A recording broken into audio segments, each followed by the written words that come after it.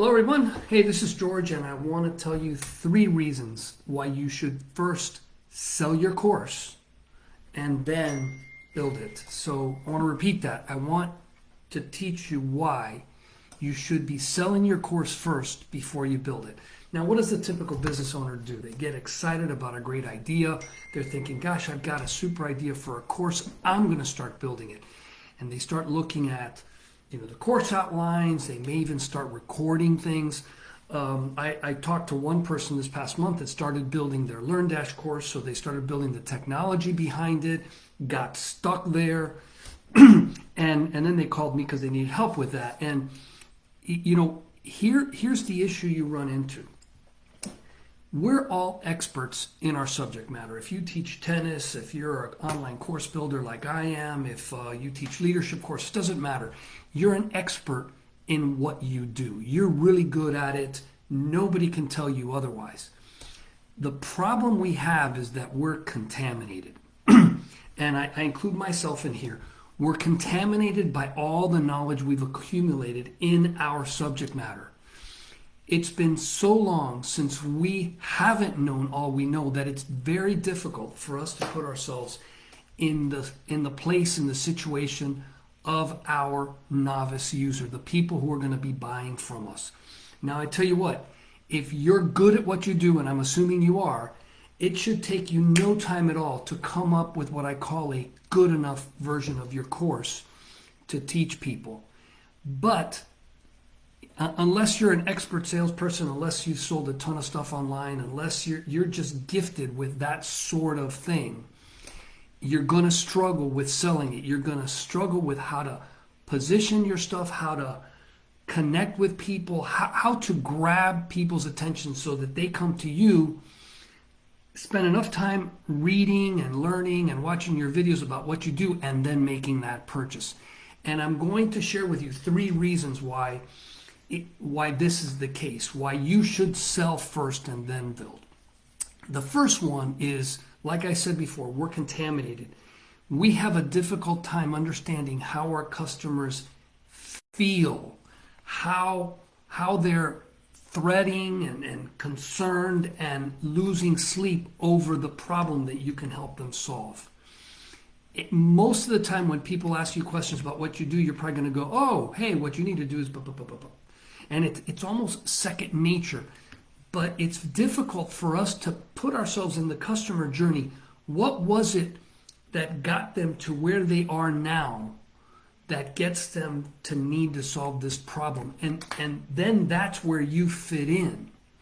So we're thinking about the solution they need. They're thinking about the problem they want to solve. So it's really important for us to understand what the dilemma is that the customer is dealing with, and then sell into that. So that's reason number 1. Reason number 2 is there's likely some hidden motivators or hidden things that we could be selling to people that we are not even aware of.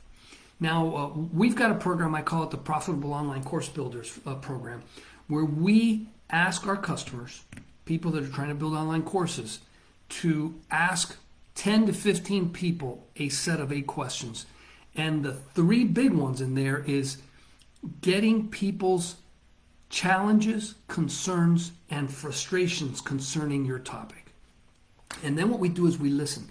We don't try to put our own spin on it. We don't try to edit their responses. We just write down what they tell us. And then after you've gotten a good number of these, we review those results and look for trends. What is it that these people are struggling with? Not what they want from you. What problem are they trying to solve? How do they feel about it? And that right there is the golden nuggets to building a great sales page. Because you're going to want to reach out to people based on what you hear in those responses. And what many times we find is that people are not even concerned about what you thought they needed. They're really concerned about something else that you can solve, but you didn't think to sell into that.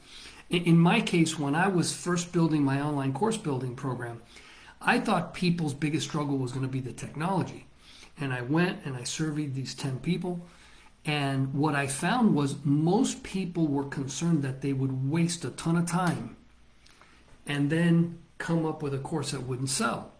Now, the technology was an issue. That was almost like, number 3 or 4. But the top thing they were most concerned about was, am I going to be wasting a lot of time? Now, the same is true with every profession, every type of course that you're building.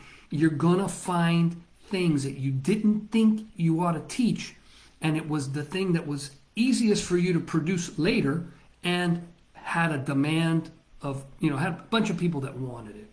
Now, the third thing is you need to think about building as you go. Instead of trying to build this huge monolithic, great course that's got, 20 lessons and all this, you want to do this in phases or in waves.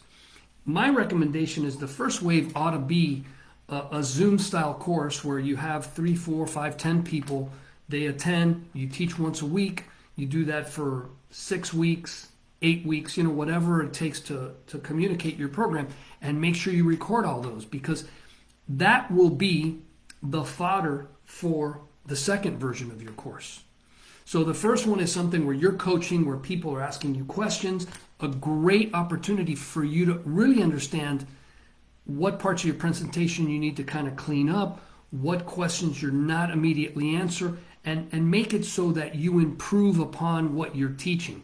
Now you can take that content, and you answered the questions, I'm assuming, that people asked you there on the Zoom video. So now you come up and you include that recording for people to learn from. Now you start running that. That would be a little more evergreen. It doesn't depend on you teaching it. The next step would be to re-record those same videos instead of longer, because typically when you do a Zoom course, you'll probably be teaching a half hour, maybe answering questions for 15 minutes. It could be you teach an hour, depending on how you set it up. And now you cut that up into 10, 12-minute chunks. And now you're building a course using feedback from your first group, knowing it will sell because you actually had people, buy it from you, and you do it over and over. You might learn, like I did, for example, the first version of my course was way too long, because I was not only helping people think about their course and figure out how to sell it, but then I threw in a whole technology chapter. And it wasn't a chapter, it was like 3 or 4 chapters. And what I realized is those were 2 separate courses. And final note is you really want to make sure you sell the first thing in a way that's easy for people to buy, make it a reasonable price, and that they go, wow, this person really knows me, knows the problem I have, and understands how to solve it, so that they get to the end of that first course and they're thinking, I'm going to ask this person what else I should do, because you are the expert in their eyes now, and they're going to follow your guidance. So I hope this has been a big help. Please, please, please don't start building your course. Don't start working on your technology. Work on selling it first, because that's going to be your winning formula.